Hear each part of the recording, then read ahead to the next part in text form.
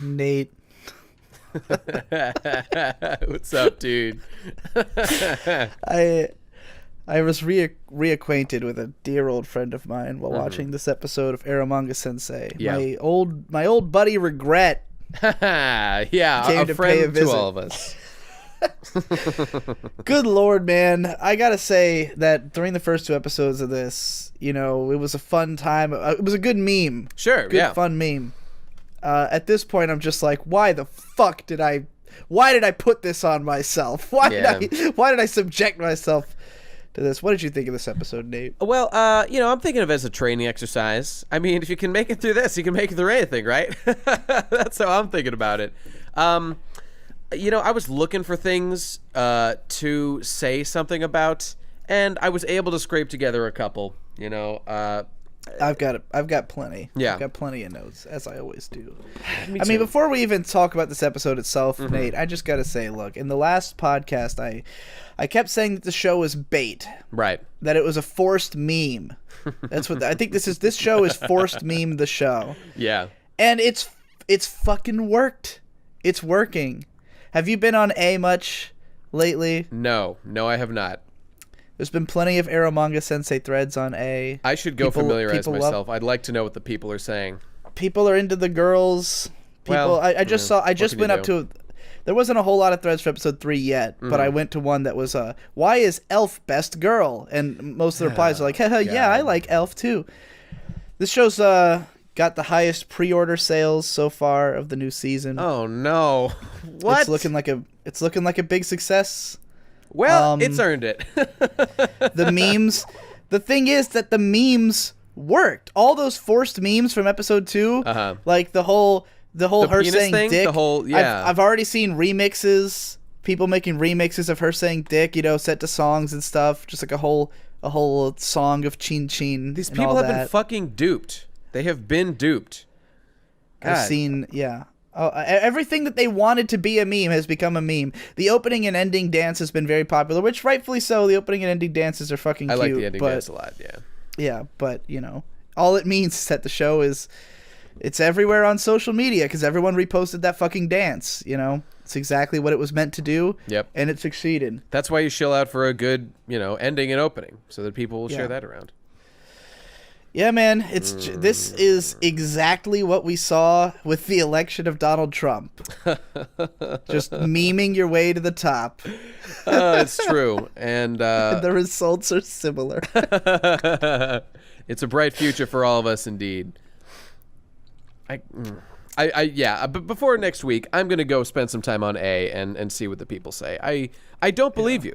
How could people possibly be that retarded to think to be you know what it is? Those people did not watch the scene. Anyone entertained by the idea of that, dude, there's an anime girl talking about dicks. They did not watch the scene. They are not aware of the context in which that fell flat. I mean, obviously, like with any anime on A, there's been plenty of people shitting on it. But right. With A, how you gauge the popularity of a show is not by what people are saying about it. It's how many threads it has. That's true. That's what matters. If a lot of people are talking about it, it means a lot of people are watching it. And a lot of people are giving a fuck, you know? Yep. And then other people will watch it just to have an opinion, even if they hate it. So, it's at the time, I mean, it's not... At this very moment, there's not a whole lot of threads about it, but over the course of the week, I saw plenty of threads about Megumi and her fucking dick. Yeah, so... Alright, should I get into my notes, or do you want to get into yours? No, you can go ahead. Go ahead. I think we should just go through the episode as we always do, and just comment. Yeah, so... Yeah. First things first, Megumi organizes, I guess, their whole class to come out and yell for what's her fuck? Sashimi? I don't know. Sagiri, that's it. Sagiri, yeah. They all show up at the house and they start yelling for her to come down or whatever. This is, if you're gonna break all semblance of reality and suspension of disbelief, do it in a big way. Do it in a funny way. Do it in a way that makes me go, yeah, haha, that's funny that you've completely warped reality. This could not happen. Like, there's no way she organized this so easily to just have a bunch of kids just decide, hey, I don't know, maybe, abandon your club for today. Yeah. You know, because apparently no one in this class has anything to do after school. They've got no obligations. Japanese high school, all the kids are free after class to go excitedly and enthusiastically yell for a girl none of them have ever heard of or give a shit about to come to school. Dude, you and I both know why they're so excited about this. They're getting head from class president as soon as they're done here. That's what's happening here. All the boys and girls. Yeah, everybody across the board. Just there's something so vapid and cheap. Like, my immediate reaction to this was, this couldn't happen. There's no way. That's entirely There's no way true. she got the whole class out to do this, and it's not that funny. Like, it's not a big set piece thing. And the weirdest part about it, and I mean funny as in Strange. weird, is that it's treated like a set piece because it just happens and then it immediately doesn't matter anymore. Yep, that's right. Like, he comes out, he screams a bunch, and the most bizarre moment is he comes out and just starts screeching. I have written down asterisk autistic screeching. Asterisk. I have something similar, yeah. Yeah, I mean, I can't unhear this guy as Kirito, having spent as much time with SAO as I have. Like, this guy's screeches, dude, are burying themselves into my fucking brain. They're so obnoxious every fucking really time. Are. And I think that's just, I feel like it's encouraged, like, before the Sword Art Online movie, like, they had this pre-screener thing, which was very bizarre, where they had, like, each of the Japanese voice actors, like, just say something before the movie started. Okay. You know, like, they just came on screen and were like, hey, we're excited about American audience. And when that guy came on, he just kind of, like, kept screaming. Like, I guess that's just what he's known for. He knows what works, man. Yeah.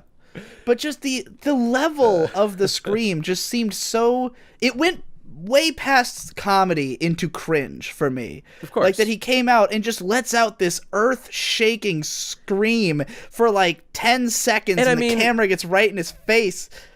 And the context is important here, too, because what he's screeching about is the fact that a bunch of his sister's classmates would come out to, like, show their support, to, like, try to help her. And, of course, that ties into, you know, the theory that we're talking about. Like, what he's screeching about is these people are a threat to his control over his little sister. That's what's happening here. He sees them as trying to take her away from his dominance, and, you know, he's freaking out. Literally autistic screeching. He can't have that.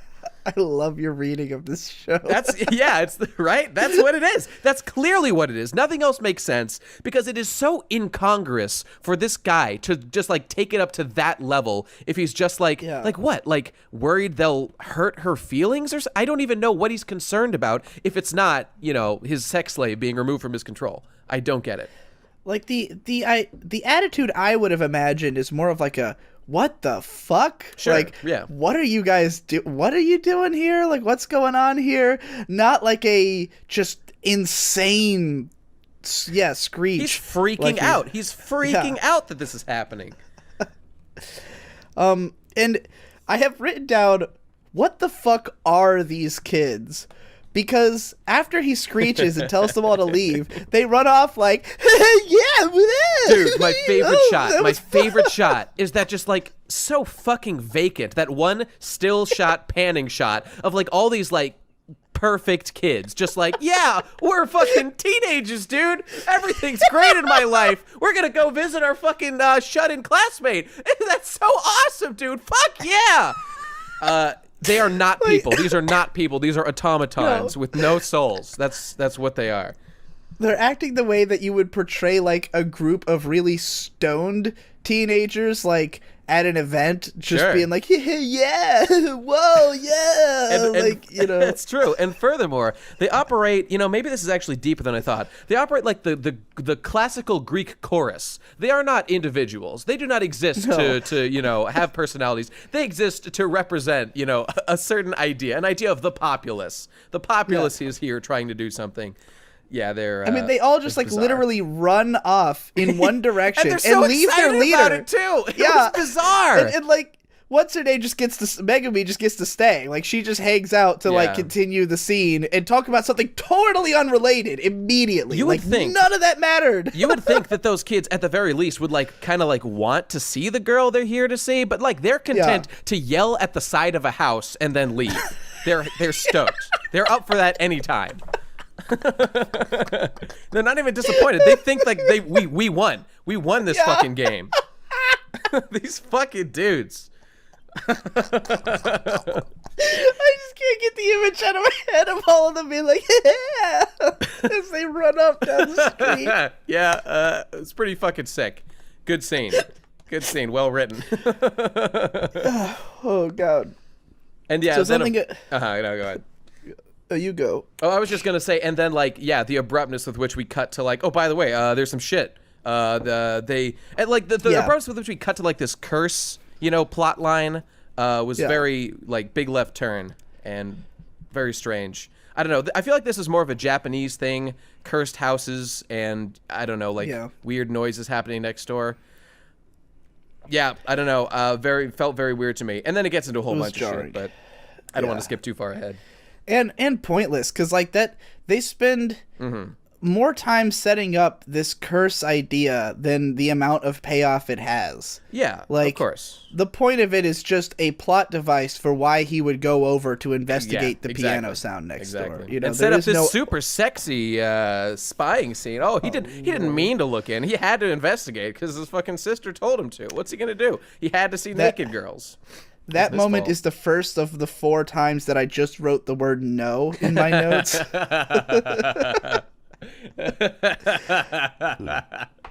Yeah. So all right, before we get too far in here, I wanted to explain something. So I've had some comments explaining things to me. I was talking about before how I don't think Eromanga-sensei has that sexy of art. Like, she's supposed to be the master of erotic art, but her art's not that sexy. And I said it should have been like some kind of really well-known erotic artist. Well, people told me that the artist is in fact the guy who does the manga Masamune-kun's Revenge. Oh, okay. Which the anime just ended. I did a video about it. Right. Which the thing is, I flipped through it in the store because it's out in the U.S. now. The art's not that sexy in Masamune-kun's Revenge. Like, I would say that he draws fairly cute girls, but the fan service is kind of weak, and I just don't think they're like hot. He's definitely not an erotic artist. Like, yeah, clearly. Odd choice, I think. And like every time I see her art, I'm just like, this is not what I would imagine if you told me the ultimate erotic artist. And what was much closer to, and I don't know who drew this one, but the person who did the art for Elf's book. Like when they show this girl like bathing in a lake or whatever, that was much sexier. That was a good shot. I liked it. It's not even really like my aesthetic or anything, but that looked like a porn artist drew it, or someone who's known specifically for like how hot their characters are. Like I understand why that book would sell on sex appeal. I don't understand why Eromanga-sensei's art would sell on sex appeal. That's true. They probably have failed to capture that particular element. Yeah, I'm with you. Yeah, so that's like the one piece of art I actually remember from any of these books that we've seen so far. Yeah, because it was actually kind of hot. Yeah, it was pretty good. It had that spark. I could imagine seeing that in a light novel and going, oh. Not to mention the particular scenario that's like around that scene was pretty eyebrow raising, but we can get to that. So, man, I mean, this whole episode it's the Elf episode. Yeah, it's about becoming best friends with Elf. Yeah, let me try to read this shit I have written down. Before we get to Elf, dude, wait, I'm sorry. Can I cut in because this note? I've been meaning to say this last couple episodes. It's just this nigga gets hit in the face with the door all the time. It's not okay. It's not okay. He will die. He will die. He's gonna, he's getting fucked up. Okay, that's all. With regards to that scene, he goes into a room, and we immediately cut to the most, like, what the fuck fan service shots imaginable. Oh my god, that ass shot was too deep. It was too deep. I couldn't deal with it. It was weird, because it's just, like, so in your fucking face. I wrote down non-diegetic fan service because it reminded me of in my video series on K-On! I talk about how in that show there's moments where you see the characters in bathing suits and stuff, but it's all scenes that make sense. They're at the beach. There's a moment where like they point out that Mio's boobs are big because the characters are like talking about it, you know? And it's like you could say this is fan service, but it all kind of makes sense that it's happening. It doesn't really take you out of the experience. Whereas comparatively in Sword Art Online, there's all these moments where it'll just show you Shinon's ass apropos of nothing. It just get in there. That's what this felt like. Is just like whose perspective is this from? No one's perspective. No one. It's the camera work of a madman who's behind the scenes. It's one thing if we had let's say we see the sister grab onto his chest and then she looks up at him and we get his perspective shot of her looking up, which would be extremely adorable, and you could just kind of see down her shirt a little bit and it would be like perfect because it's putting us in the shoes of the character. Then we now understand why he's got such a boner for this girl because we now have the same boner, you know, and we feel like we're there with him. This shot is just a totally nonsense shot that gets like as many body parts in it as possible. Like it somehow finds a way to involve her ass, tits, and everything. Like the perspective isn't even right. Like it looks warped and fucked up. I gotta skip to that shot. It's fucking amazing what they did with this shot. Yeah. I was just I saw it and I was like, yep, well, you know, there we go. Here we are. This is exactly what it is, you know. Yeah. Oh my God, I'm looking at it right now. Holy shit, that's deep as fuck. The clavicle bones. My God. Yeah. Yeah. You can see like all the way up her shirt to like. Oh my. Yeah. This is nuts. This should be the thumbnail. I'm just saying this should be the thumbnail. That's all I'm saying. I'm taking a snapshot. Saving that snapshot. Okay. Go ahead. Send it to me. I will. So, all right, I mean, this fucking elf shit. I mean, half of what half the scene where she was introduced, I kept writing no in bigger and bigger letters because, really, man, like, yeah, she just sits around and plays piano naked because it gets her creative juices rolling, you know? She doesn't know how to draw the curtains, apparently. It's like they introduced at the same time. Okay, the fact that she plays piano naked, that's like her hobby. It makes her think better or something after taking a bath. And then, like, they also throw in, like, oh, of course she does that. Like, that's the explanation for why the characters did that in the book that we're just learning about now. Oh, wow, okay, that clarifies everything. It's like they introduced things that were supposed to be, like, in a different order at the same time. And, like, what? No, that's not how you fucking do that.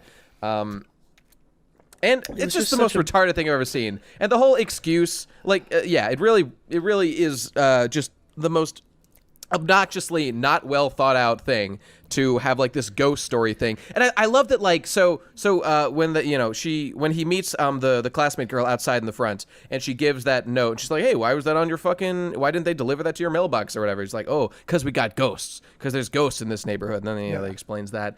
And then, like, as soon as he goes upstairs, it just so happens at this moment the sister was spooked to the max by ghost next door. So, like, these things, wow, what a coincidence that these things lined up so perfectly. And okay, I want to say more about it, but I don't want to talk too much in detail because I've got more complaints about that, but they're more relevant once we go speak. It's just a nonstop train of contrivance is what it is. It's just as many conveniences in a row as possible. And I mean, sure, stories are about coincidence and convenience, but there's just no reason for it. Like, there's literally no relevance to the haunted house thing other than that it set up this chain of events. Yeah. Like, you know, the author obviously thought, I'm going to have Elf move in next door, and I want to have an excuse for the main character to see her naked. So why would he come to her house not knowing she lived there? Maybe the house is supposed to be haunted. How do I introduce that? Have a character fucking explain it. Just take a whole minute out to explain that. You know, this completely irrelevant detail just so we can spend the next 3 minutes setting up the main character sees Elf naked. Just so we can get that 1 second where we see that little pinch of fat above her above her, Her thigh or whatever. yeah, just a little pinch of fat, and that's all that matters. And That's I what's gonna love, by sell the way, figures. yeah, like it's I don't know how much I need to hammer this into the ground, but like so apparently she's been living there for a while. Like she says, like, oh yeah, upstairs is my studio where I like to write. Okay, so clearly this is like a habit you've been doing.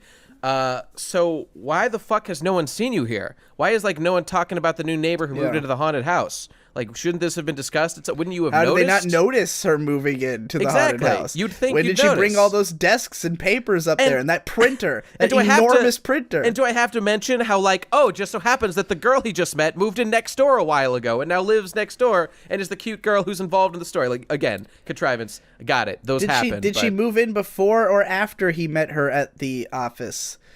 Like, must have been before, right? It seems like she's been here. Like, that was like yesterday, right? Very recently. I really couldn't get a sense of when she had moved in. Like, Me I neither. had no idea. I tried, and I could not figure it out. It had been a while, though, because she talked about, like, a habit she had of like, writing upstairs in her studio. But then when you get upstairs, you see that there's boxes everywhere. So she might have moved in, like, that day. And yeah, that's what I had unclear. thought. I had thought she'd moved in, like, just now, but then she's already naked playing piano day one. I don't know, man. I'm trying How'd the boxes get past him? How did he not notice that happening? That's a good question. I'm skipping around to the scene at the end where they're like hang out in her office talking. I'm curious if all the boxes are unpacked now, because if so, that would mean she unpacked in one day, and that she had only been there for a day. And no, he okay, stays in her room for a week. Oh, that's right. It had been a week, hadn't it? Okay, Yeah. You're right. That's more reasonable. All right, so here's the next moment of just ugh and face palm. So she's like, yeah, I'm so famous and rich as a light novel author. I've bought a family home in a urban area. Isn't that impressive for a 14-year-old? Oh my god, I didn't even catch that. Yeah, she's 14. How old is Why that does dude? everybody have to be 14?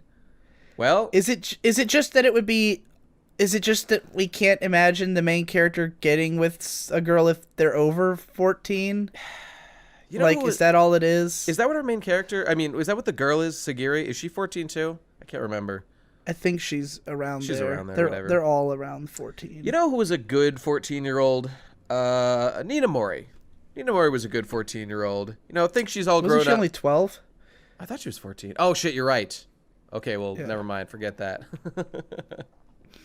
I hate children. I mean,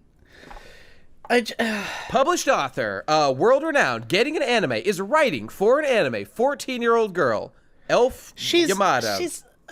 She had to have been doing this for years by now, right? Like, she's think so. already got... She's got a continuing series. I don't know if it's her first one, but I mean, the main character indicated that he read it, you know... At least a year ago. At least a year ago. Yeah. So she's already a extremely successful writer, but like, she's... Can you imagine as a 14-year-old, you do something really creative, you become exceedingly successful at it, and your first thought is, I'm gonna buy a house! I'm just gonna buy a fucking house for myself to hang out in and write I can't books imagine and play any naked scenario piano. in which I'd do that.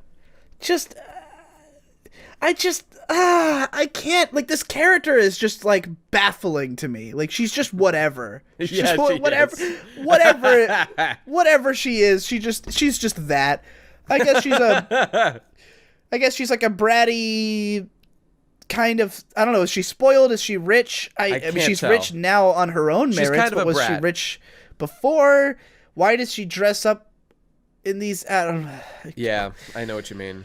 Who the fuck is this bitch? Why does she have a house at 14? Who the fuck is a 14-year-old and just buys a house in the suburbs? I mean, I can even imagine if she was buying it like in the heart of Tokyo, right? Sure, yeah. Like, I can kind of imagine. I mean, maybe she wants a big house just so she can run around and traipse around in her big house.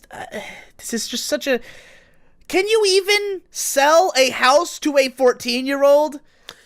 Well, I mean, we could perhaps assume that her parents' name is on the lease or something like that. Maybe.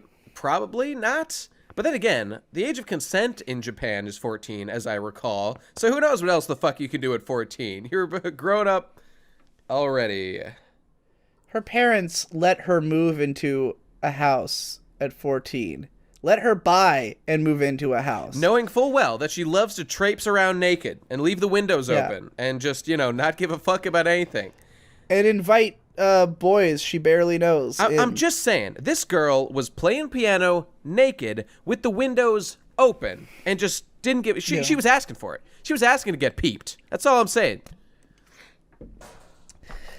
It's just so many leaps and bounds that you have to make to even try to like think of this character as a person at all. That's true. Like to even begin to process it. Like when she was introduced, I really wasn't expecting her to be a major character because she seemed like such a gimmicky one note kind of personality that she was like this way over the top bratty kid author. But now they're trying to, like, give her this other kind of deeper angle and have, like, some emotional dialogue between her and She's the Kuroneko of this show, for sure. Someone said that on A. Yeah, I saw that. How? And she does not deserve it. She does not deserve this position.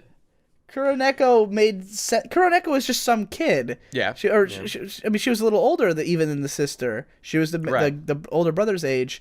In this case, everybody's the same age for some reason. But, Kuroneko, was a feasible person. And part of the joke with her was that her home life was totally normal. She was just putting on a character, but, she was just some kid. This girl is just like... She bought a house, Dad! I bought a fucking house today! What about that shit? Yeah, that's cool. Oh, man. So... And then I wrote down showing their naked hand because she literally says to him, like, yeah, just have the characters take off their clothes and the book's going to sell, Guys can't resist a naked girl. And I'm like, so, okay, is that just you explaining why she was naked playing piano? Because I could have figured that out. But then, the guy who's clearly, the good guy, the good writer who's got, integrity or something, he's like, that's bullshit. No, you should never do that. Never just, have your characters naked for no reason. It's like, what? What are you trying to tell me? What I thought he was trying to get at, but I wasn't entirely sure because they didn't go deeper into it. I thought he was trying to say that, the nudity, you have to keep it mysterious. You have to tease out the nudity, not just have characters get naked immediately. Yeah. Because I've seen that argument in plenty of anime before, where a character will explain, how the panty shot is it's all about the briefness of it, that you can't have it. And that makes you want it more, So just throwing nudity out there. But then it's obviously working, so I don't know what the fuck he's on about. I get that the character of Elf is to just be naked. It's stretching it to say that's her character, but she's into that shit and she lives that life. She's living that life every day in the streets. So I guess that's cool, but it just seems it's doing something that's shitty and it is boring. It is shitty to just have someone naked for no reason, to just get that thrown in your face. I'm with this dude on this point anyway. I have written down, fuck this garbage animation zooms, because this show looks like dog shit, but there's moments where it does these fucking goofy-ass camera zooms because nothing's actually moving on the screen, but something has to move for, a reaction moment. Right. So the camera will just, zoom out really fast. And there's one of them... I always hate zooms in anime because of the fact that when you get in close on the character, you can see the rough... Yeah, you can see the rough outlines and stuff. And so there's moments like that, moments where just nothing's moving when it should be, or things move jankily and awkwardly. The show just looks like shit outside the OP and ED. You're right. There's a moment when they go into her office. Did you notice the sign on the door? Did not. What's it say? It's in English. Or maybe it said Dark Moon Room or something, right? Something like that. It's not what it said, though. It's that it was in Comic Sans. No way. No way. I did think it was weird that it was all lowercase letters and weird looking. I gotta look at that again. I'm fairly certain it was Comic Sans. You can check. It might be a very similar typeface, but it looked like fucking Comic Sans, and I honestly couldn't believe it. I'm looking right now. I sat there for a minute and I was like, is this just... Did the subtitlers do this? Was this an That's edit? a good question. But no, that's in the anime. That's burnt into this anime. yeah, I think it looks like shit. Like it looks like it was just written on like in Photoshop. You know, it doesn't look like it was drawn onto the background. It looks like they just like stamped text on there, and it's totally Comic Sans. I think it's close, if not exactly. But yeah, it's hardly something I'd use as like my fucking plaque I put on my door for my office moonside especially room. like a character like this who's all about like these flowery dresses. She's got like this Chunibyo book and everything. You'd think she'd go for like the overly ostentatious cursive, you know? Yep.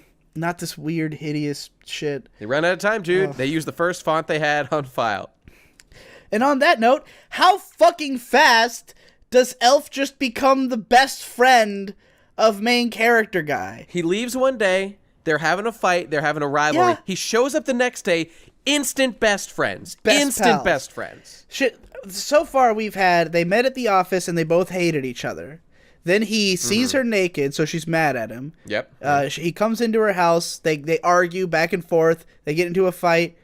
Yeah, and then he shows up the next day and she's waiting outside for him, all happy-go-lucky, like, oh man, my new writing buddy. She like so fell cool. in love We're with best him pals. What the fuck? She fell in love on a scene we didn't see or something. Yeah, I don't know. she just decided. I mean, As soon as I saw her waiting outside, I was like, why is she there? What is going on? What has changed? It was bizarre. Yeah. And the thing is that I could easily understand it. They just didn't explain it. Right. Because what I would imagine is that she's excited to have someone else who writes around, and she, like, you know, she's the kind of person who's kind of pushy and shares her opinion, but she likes the camaraderie. I know a lot of people like this. I know a lot of otaku like this, you know, they'll tell you how shit you are and how every opinion you have on anime is the worst, and they'll just rag on you all day and night and then buy you a fucking beer because you're anime fans. But they don't present it that way. She just kind of suddenly likes him after like no indication at all, and then she's just like friendly and nice, and he also reciprocates inviting. Just easily in kind. He's just like, yeah, we're best friends. Of course we're best friends. I feel like there was a cutscene. It's really strange. Yeah, maybe something in the original novel didn't get translated to the anime. I would not be surprised. Or like maybe like they treat it like he shows up and she's waiting and they're instantly in love. Maybe there was like something else that happened. Like they, I don't know. Yeah, I don't know. I have no idea what could have possibly happened to make this change. Super fucking bizarre, man. Yeah. So when she says like, I'm gonna contact Eromanga-sensei, I'm gonna figure out her real identity and divulge it, and he's all like freaking out and stammering like, oh no, I hope she doesn't figure it out. Why doesn't he just say, like, because her concern is, how are they going to send the manuscripts to Eromanga-sensei if they don't know who it is? Why doesn't he just say, oh, I know who they are, but I can't tell you because they want it to be confidential? I guess he's scared that any information will lead back to his sister, I guess. And I guess he wants to protect her identity because she seems to value her privacy. Maybe he can just say, I met him once at the publishing company, and, you know, he's very secretive. I respect his identity. I really think this. I think a real part of this guy's character is that he's retarded. I think he is actually really not fast on the uptake. I believe that sincerely. I mean, he's just a light novel guy. They're all like this. They never have they never think before they say something. They never come up with like a rational they never have the rational reaction. They always have this insane scheming, I have to react over the top and freak out because I guess it's supposed to be funny, but it just pisses me off. It just makes me think, how are you so fucking stupid? Yeah. How can you not just do the obvious thing, you know? Playing it cool is not something they're capable of doing. I also have the note that just says gay. I'm guessing this is in regards to when he was like giving his spiel about how he was like, oh, your novel made me realize that life's worth living or something. Yeah, that was bullshit. Who cares? It's like, of all, I don't know, it's like another contrivance, like, oh, okay, so her book was the one he found, you know, that time that made him happy when he was sad. Do you really think this is the first time she's heard this from someone? Yeah. Like, big popular author, probably gets lots of fan mail. You'd probably read about her stuff online. probably used to hearing people say that her novel saved lives, which she does say, like, okay, but I like to imagine all my books have made 100,000 people cry, you know, but like... You know what, to defend her a little bit on that point, I do think that it is different when one of your, basically a peer, is talking about how moved they were by your work. Because maybe she thinks, like, okay, this guy I give a shit about. This guy actually at least can do something. Although she doesn't seem to respect his content, so, you know. Yeah. Well, it's just better. It's better than a fan. Maybe there's a time someone she has any kind of respect for, because obviously she doesn't have that for a lot of people, has said anything like this. So, you know, I even am gonna be so generous as to say I even sort of get why romance could bloom at a moment like that, when someone that she has respect for says, like, yeah, I really liked your work, or it touched me in this way. Like, oh, that is fine. I'll that is touch fine. you in that way. No, by the way, about this point when this, he got really sad and was talking about that, I have to bring up what probably was my favorite moment in the entire episode. So when he's talking about this, how her manga saved his life or whatever, helped him out when he was feeling blue, he mentions like 2 tragic events. Okay, so the first one, he's at like a funeral, like the parents died. Yeah. The parents died, and that was kind of a bummer. Okay, that was kind of a bummer. But the second event, and he states clearly, even worse than that. So much worse than that. Did he say that? He says it, dude. He says it. It's him standing at the door of his new little sister who he has met one time. And he's like they're implying that, like, oh, he couldn't like go in and talk to his sister now. Like, that was the real tragedy in his life, that he couldn't fucking get into his sister. I'm telling you, this is not just me. He's trying to hit that. He's doing whatever. That's what he's all about. That is this character. He just wants to be close to this girl and fucking be all up on her shit all the time. It's more important to him than the lives of his fucking parents. It's real. I'm telling you, it's real. That confirmed it. There's no debate. In no uncertain terms, it says something bad happened, and then something actually bad happened. I'm not making it up. That's incredible. It was amazing. It was the most amazing thing I've ever seen in my entire life. I wrote down, you don't have to be like that. I don't know what I meant by this. Oh, I remember now. Yes, okay. I should have been more specific with this note. So there's this moment where they're looking at Sagiri in her room, and she's like just having a fucking ball. She's like singing and throwing her fucking arms in the air while she's drawing this picture, and Elf like wistfully looks at her and it's like, ah, yes, you really have to be like that as an artist. Like, it's the only way that you still got your spark, is if you're like that. And I'm like, no, you don't have to be literally like singing and merrily dancing while drawing to prove that you're having a good time. I usually feel like this anime is introducing the concept of like doing work period to children, and like it's like, yeah, just have fun with it, guys. Just go crazy when you're writing your fucking light novel or making your erotic fan fiction. Just go nuts with it. She didn't look like she was getting any work done, honestly. Like, she just looked like she was fucking around. And I was just thinking, like, when I'm, like, really passionately in the grind, that's not when I'm like that. That's when I'm, like, fucking buckled down, hands on keyboard, nonstop typing, only getting up so I can smoke and fucking think about what I'm about to write again, and then get back in and just it's all, and any artist I've seen is like that. I'm thinking about what it looks like when I watch Ben draw, and he doesn't do that shit. He does not do that shit. He throws on some podcasts, and he just fucking gets on the tablet and does not stop. Like, that's, to me, like, what she was doing is what you do when you're like live streaming while drawing, or you're just like fucking around.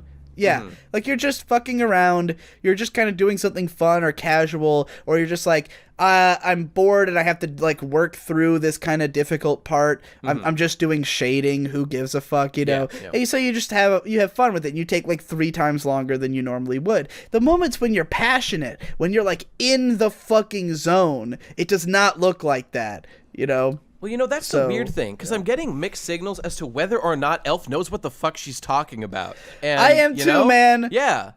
Which is not surprising because she's 14, but I have written down, I can tell this show's thoughts on creativity will piss me off. Yeah. Oh, they so do later on in the episode. So bad, but we'll get to that. We'll get to that. Elf explicitly is of the opinion. Oh, yeah, here we go. That if your creative output is work, then you're doing it wrong. Oh, no. This bitch. At least the guy is like, dude, what the fuck? At least he gets it, that's not correct. That he storms out or something.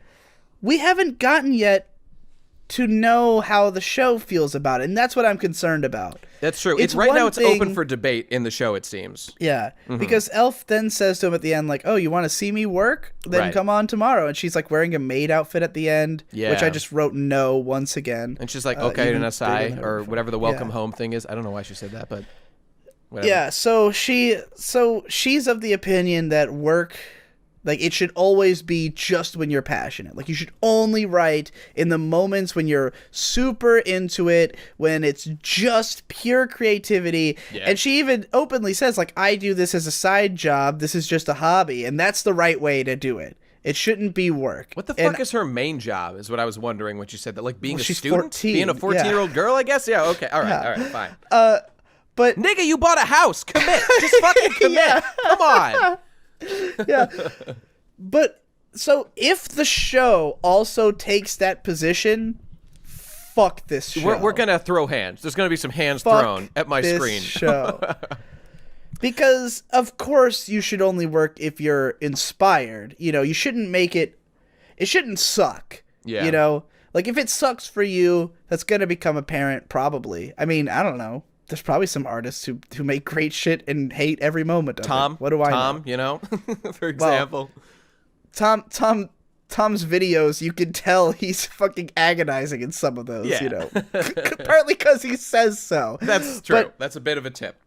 Yeah. But you can make stuff, like, because you feel the need to put food on the table, that is great. It can be a great motivator. You know, most of my videos are written when I wake up from the drunken stupor of doing whatever I want and decide to do actual work.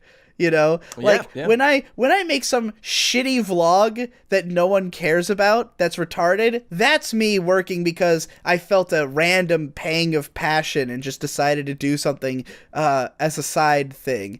When I like make an actual edited video that's good and like interesting and wide reaching, that's because I decided, hey, it's time to work, and you know what, it's time to be an adult.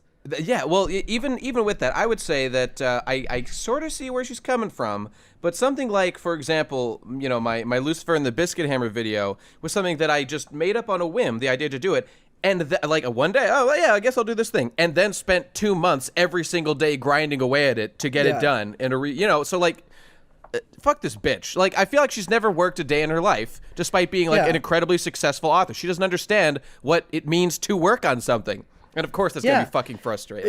Which is fucking weird, because like, even if you were the most like flight of fancy person in the world, you would understand that when it comes to actually creating it, it will be, it's you know, it's something you gotta work on. Yeah, you don't just like fucking literally crank it out in 10 seconds and then you didn't even care, you know? See, that's like, the show I just doing don't that get thing where again. She's coming from. That's the show doing this thing again, where it's like kind of deceptively, I feel like it's misleading people as to like what it's like to make things, what it's like to be a writer or an artist. I feel like it's painting a more rosy picture of that, as well as like, you know, being a hiki and all that shit. I feel like it's, I don't know, it's painting a more positive picture, or a more like fun or not realistic picture.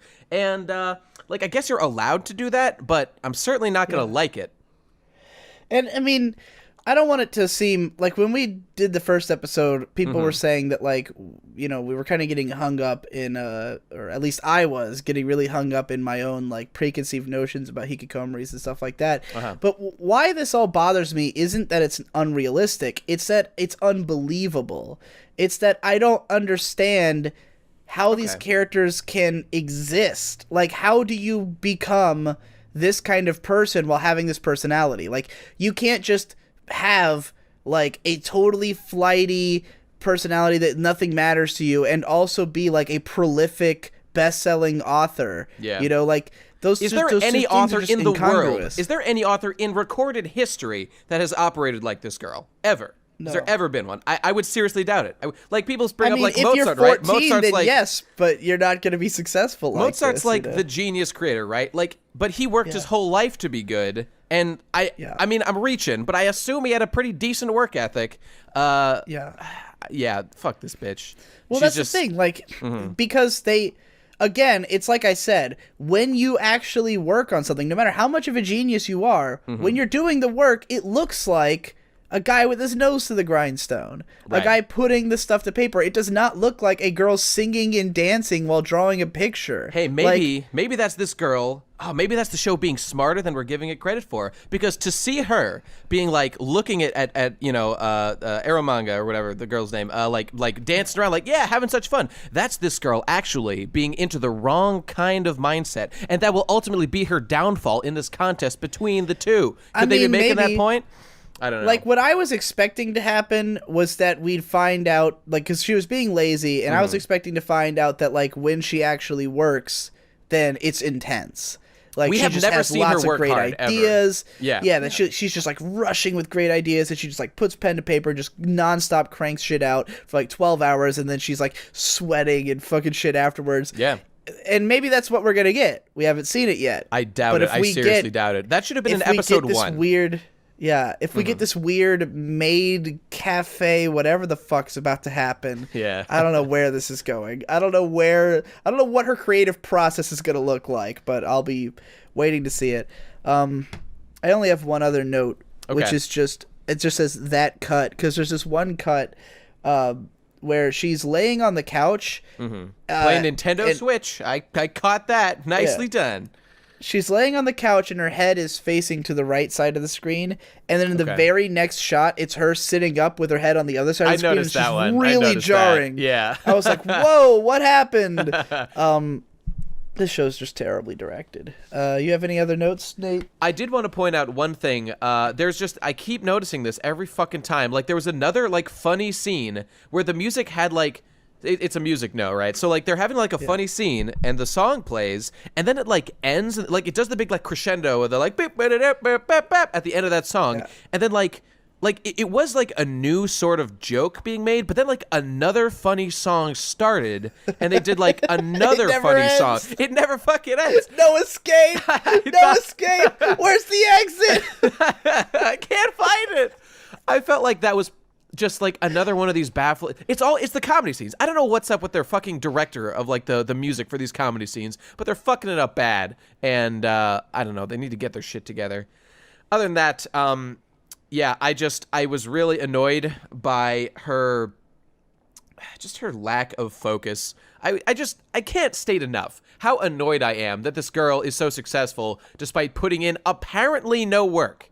And I know we already talked about it, but it really, really fucking grinds my gears I that knew she it could would, just I magic knew it her would way. piss you off because you work harder than anybody just to get just to get the smallest product out there. Yeah, you fucking grind at something for 2 goddamn months, and this girl's just like, I'll work when I feel like it. Bitch, no, work every fucking day of your life. God, this fucking bitch. You don't know this girl does not understand what it means to create something. She doesn't get it. And that's what I'm talking about. This is that thing where we're presented with this girl as if she's like able to do these things and to be like a fucking magical cute girl. No, this is lying to people. This is not the real life. And what this is it's making people like me look like a fucking asshole. It's like, why don't you just fucking just fucking whip up something at a moment of inspiration? That's a fucking lie. Don't buy into the propaganda. I have to work so fucking hard to make anything every fucking day of my life.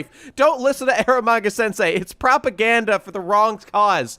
Fuck this bitch. Fuck this show. Oh God, what's next episode gonna be like? What am I gonna have to sit through next episode? What's it gonna be? I don't know, man. I can't believe this is our longest episode yet. Really? What, episode 3? Oh my God, we're almost 50 minutes. This show's given us a lot more than I thought we'd have to say about it, man. I guess so. It's just all the personal offenses are really keeping me going in this show. That's the shocking part, is how much of it is like, it's not just that you did it, it's that you did it to me. Yeah. Fuck One Piece, am I right? Fuck working hard on shit. Yeah. Fuck you, Eromanga. God damn it. Yeah, it's like a personal attack on you. I feel victimized. I feel victimized by this anime. All right, I'm done. I'm tapped. Probably one of the worst shows we're ever gonna watch to completion. So I think so. Join us next week for more suffering. See you then, folks.